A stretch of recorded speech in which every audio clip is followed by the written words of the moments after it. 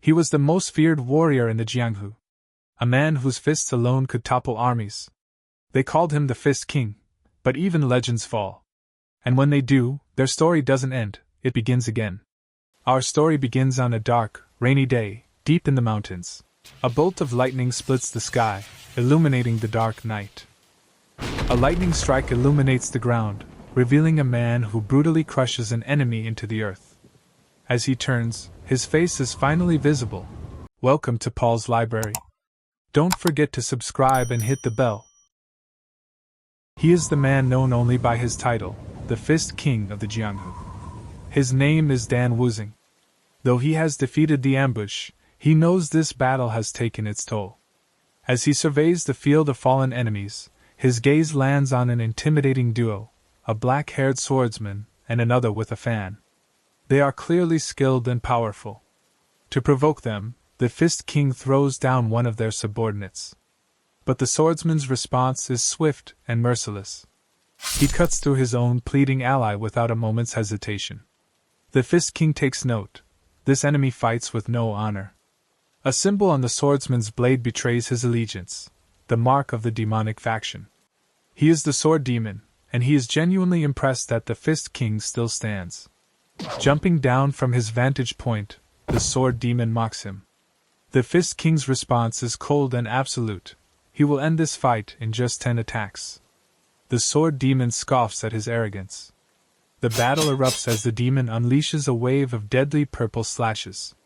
The Fist King dodges them effortlessly, forming a sphere of crackling blue lightning in his palm. He unleashes it, and the blast catches the sword demon square in the chest. The demon's smug expression vanishes as he staggers. 1. The Fist King states calmly.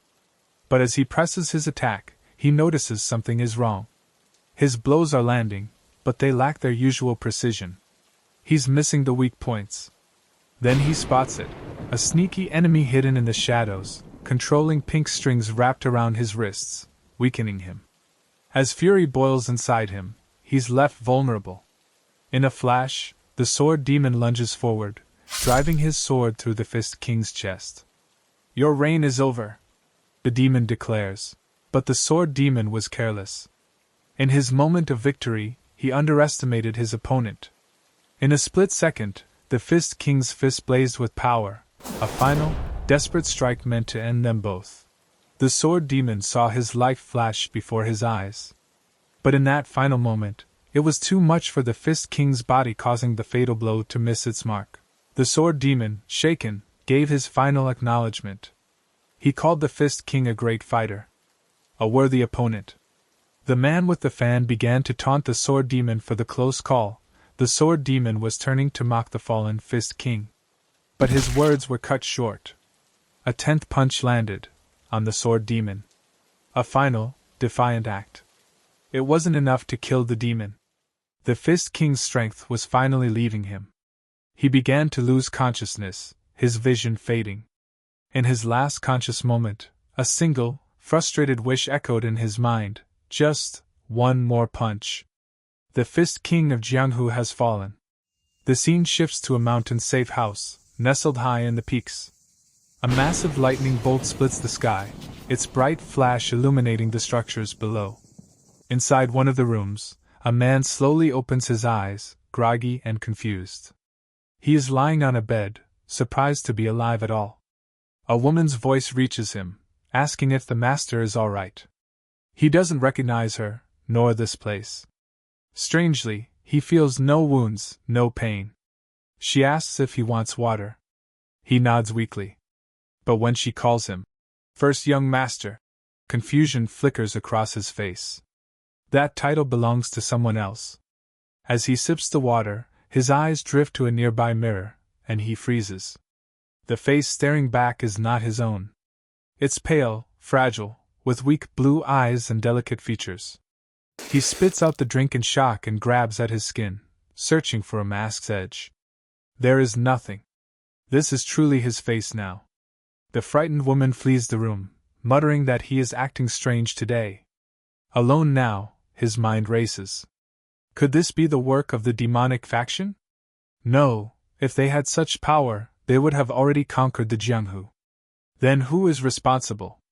He tries to move, but his new body is shockingly frail, like a newborn deer. He fumes at the weakness. On a nearby table, a small book catches his eye. It bears the name of the Yunhe Merchant Group. He recalls hearing of them in his past life, a large organization situated near Jianghu Mountain.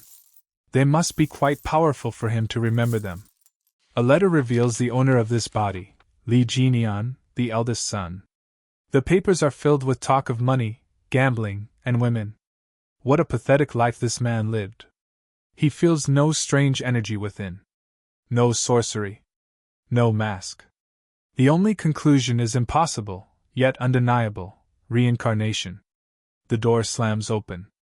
A man in green robes bursts in, shouting, "First young master! Are you all right?" This is Gong Sun-myung, the family physician. The MC stares at him with empty eyes, completely unrecognizing. The physician, Gong Sun-myung, begins to sob dramatically, claiming he was so worried about the first young master's health. He reaches out to take the MC's pulse, but the MC pulls his arm away, insisting he is fine. Not deterred, the physician announces he has prepared the meal Li Jinian always had and orders it brought in. The MC asks if it's chicken soup. The physician confirms it is a special dish for invigorating the body. But the MC is suspicious. He knows this. Dragon and phoenix soup is excellent for a healthy person, yet it is poison for someone as sickly as Li Jinian. He realizes the physician had sneakily checked his pulse moments ago, probably because he thought it was strange for the weak young master to seem so healthy. The MC mentally compares the physician to a cunning snake. The physician continues his lies, assuring the MC that regular consumption of this soup will make him healthy enough to attend the prestigious Dragon Phoenix martial competition. The MC, playing along, casually asks how many years this competition has been held. The physician stammers, estimating it's been about 200 years. Seizing the moment, the MC tells the physician he can keep the soup. As the physician begins to protest, the MC curtly orders him to leave, claiming he wants to sleep. He slams the door shut behind the bewildered physician. Alone, the MC processes this information. If it's almost the 200th competition, it hasn't been long since he, the Fist King, died. This realization calms him. He ties his hair back, a familiar gesture from his past life. The demonic faction is likely still alive, and this snake-like physician is surrounding him. Far from being afraid, the MC feels a surge of excitement. He cracks his knuckles, a cold promise in his eyes. He is surrounded by people who desperately need a beating. This time, he declares, he will kill them all with just one punch. If you enjoy my content so far, don't forget to like and subscribe. Thank you. A bit of time has passed. The scene opens at the MC's breakfast, where the servant girls are surprised to see him eating so much again, joking about his newfound appetite. As they chat, the MC returns from his walk. He swings the door open, revealing a man transformed, healthier, more muscular, and full of vitality. He is surprised by how quickly the meal was prepared and acknowledges the girls with a nod, telling them to keep breakfast simple. They whisper among themselves, amazed at his recovery. As the MC takes his first bite, a familiar voice cuts through the room. The physician, Gong Sun-myung, has arrived unannounced. The MC lets him in but notes his rudeness. He doesn't even acknowledge the servants. The physician acts as if the MC is his top priority, but the MC sees through the act. A faint, knowing smile crosses his face as he thinks about exposing the physician's lies. Coldly, the MC asks what the physician wants. The physician dances around the question, yapping about how lonely he was and how his hard work now feels meaningless. The MC's eyes narrow. He questions the effort the physician mentioned. Was it the effort of trying to seduce him with the Dragon Phoenix soup? The physician's composure cracks. He tries to talk his way out, insisting the soup is a nourishing tonic, not poison. But the MC is unyielding. The physician raises his voice, declaring that if he's not welcome, he'll leave. The MC's response is sharp. He reminds the physician that he came uninvited and cannot leave without being dismissed. Who is the master here? The MC then feigns a light-hearted tone, asking the physician to fetch writing tools from the desk. He needs to send a letter. The physician obeys swiftly. While calmly eating his breakfast, the MC begins to dictate. Due to Sir Li Jinyan's severe illness, I must remain in the villa for some time. Since this life of mine is so stubbornly long, please advise on what I should do next. The physician freezes, his heart pounding. He cannot bring himself to write the words. The MC asks why he stopped. When the physician stammers a question, a chopstick flies past his head, cutting into his neck and embedding itself in the wall behind him. The MC's voice turns cold. He is not the old Jinyan. He warns the physician that any attempt to escape will be met with a fatal blow. The physician must not move. Now, the MC methodically exposes his evidence. First, the dragon phoenix soup, a tonic for the healthy, but poison for a man as ill as the MC was. The physician knew this. Second, the MC caught him secretly checking his pulse, trying to understand why his intended victim didn't die. But most damning of all, the MC says, is the physician's transparent intention. He wanted to kill the MC. And he did not work alone. The MC's final demand is clear: write down the name of the one who gave the order. The physician, Gong Sunmyung, tries a new tactic. He asks why the MC is doing this, how he could suspect a kind man like him, covering his eyes as if weeping. But the MC sees through this performance without a word. Finally, the physician's mask slips.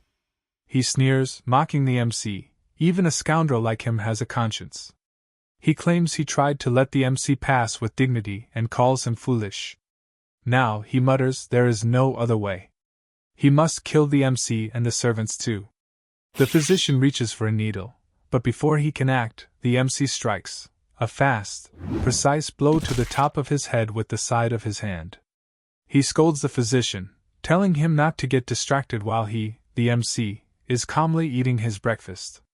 But the MC's hand throbs. His body is pitifully weak. One strike has caused injury. He realizes he must regain his strength quietly. It doesn't matter who tries to kill him now. When he returns to the merchant group, he will need to investigate the physician's network. Suddenly, a sharp headache strikes him. The MC sees the fallen physician, and then, a flood of memories washes over him, Li Jinyan's memories. A tear runs down his face. He sees Jinyan's life, the first son of the Yunhe merchant group, but neither as smart as his second brother nor as strong as the third. A lacking eldest son, who tried to compensate for his shortcomings with money and pleasure. By the time he realized his mistakes, it was too late. His health had crumbled, and he was discarded to this villa, barely remembered by his own clan. The MC looks out the window. Night has fallen. He thinks that now, with Jinyan's memories, he can finally focus on martial arts. This body wasn't inherently weak, it was neglected. With his past knowledge and some rare elixirs, he could reach a high level fast. And then it hits him. He's filthy rich. He can afford any elixir he wants. He glances down at the dead physician he'd already forgotten, and lets out a long sigh. The scene fades, replaced by a serene, beautiful landscape among the mountains. Cherry blossoms sway in the wind.